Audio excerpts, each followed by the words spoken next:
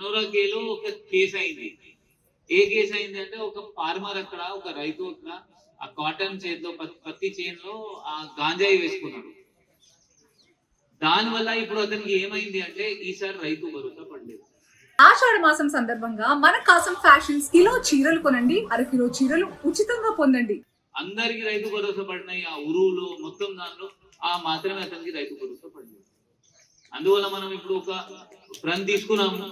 ఎక్కడైనా ఎవరైనా గాంజాయి పండిస్తే మన గవర్నమెంట్ కి రాసి రైతు భరోసా పనిచేస్తాం.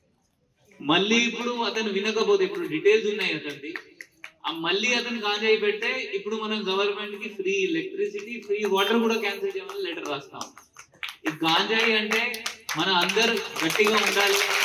ఇప్పుడు నక్సలిజం పైన పోలీస్ అండ్ విలేజర్స్ రెండు కలిపి ఎప్పుడు పని స్టార్ట్ చేశారు, అప్పుడు మనం గెలిచాం. మన లోకల్ విలేజ్ నుంచి ఎప్పుడు సపోర్ట్ స్టార్ట్ అయినాయి అంటే అప్పటి నుంచి మనం గెలవడం స్టార్ట్ చేసాం. ఆ గాంజాయి పైన కూడా గెలవాలి అంటే నాకు లోకల్ విలేజ్ సపోర్ట్ కావాలి. ఇప్పుడు మీ అందరికీ తెలుసు, మీ ఊరిలో గాంజాయి అలవాటు ఎవరెవరికి ఉంది తెలుసు. నాకు తెలుసు, సర్పంచ్ గారు కూడా మేబీ ఒక్కరిద్దరు పేరు తెలిసి ఉండొచ్చు, ఉప సర్పంచ్ గారు కూడా ఒక్కరిద్దరు పేరు తెలిసి ఉండొచ్చు. ఇతని కొడుకు గాంజాయి తాగుతారు. బట్ ఇప్పుడు మనం అందరు కలిపి ఒక పని చేయాలి, ఒక ప్రణ్ తీసుకోవాలి. మీ ధనోరా బీగి గాంజాయి ఫ్రీ చేయాలి. గాంజాయి ఫ్రీ చేయాలంటే ఎవరెవరికి అలవాటు ఉంది గాంజాయి. చాలా మంది నాకు ఇప్పుడు మొన్న ఇన్ఫర్మేషన్ వచ్చింది.